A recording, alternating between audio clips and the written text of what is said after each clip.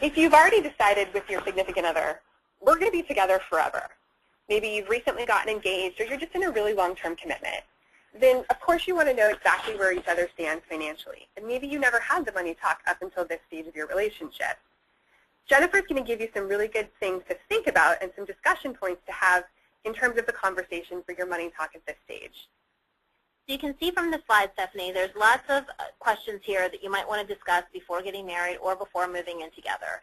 The basic premise is to come together with all of your numbers. You should be bringing a list of your various accounts, how much is in each, could be your debts, could be your assets, and the different financial goals on your horizon. Do you want to buy a car? Do you want to buy a house? Do you want to go on a large vacation? And you should start to ask these questions of each other.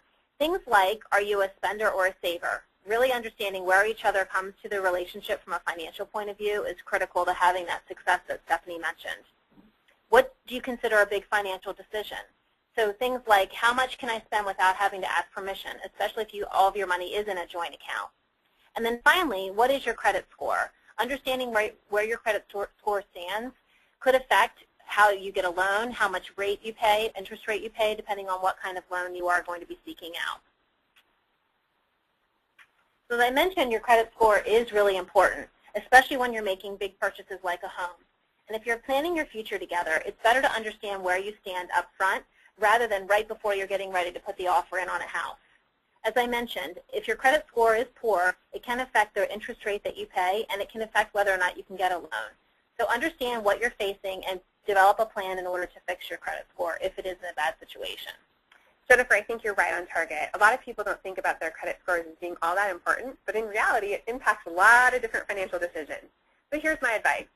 Don't assume, ask.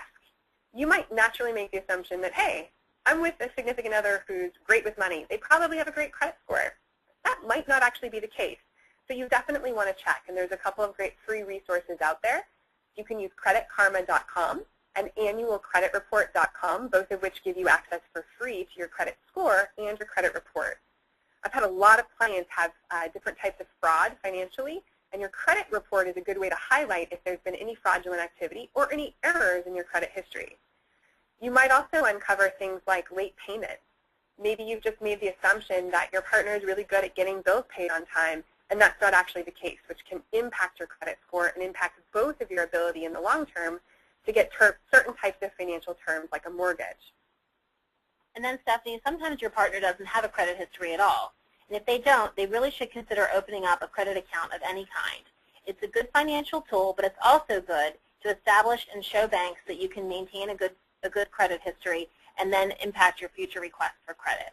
It's really important, as I mentioned before, not just to get a home, but sometimes it could be a factor as to whether or not you receive a job, whether you get approved for a mobile phone contract, and then landlords who are considering renting to you often check your credit score.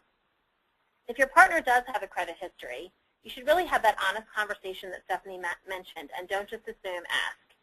Are you in debt? And if you are in debt, what kind of debt? Is it credit card debt, student loans, a mortgage perhaps, and then how much?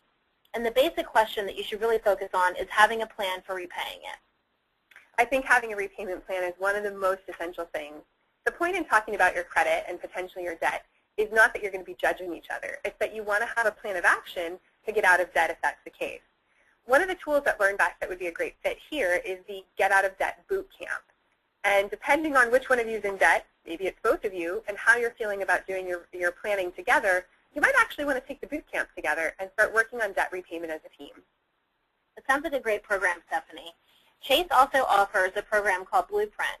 And what it does is it enables you to set up a plan to pay down large purchases or existing balances faster. In fact, if you do set up a plan, we found that those customers tend to pay down balances twice as fast as customers who are not enrolled in Blueprint. This can result in big savings and interest.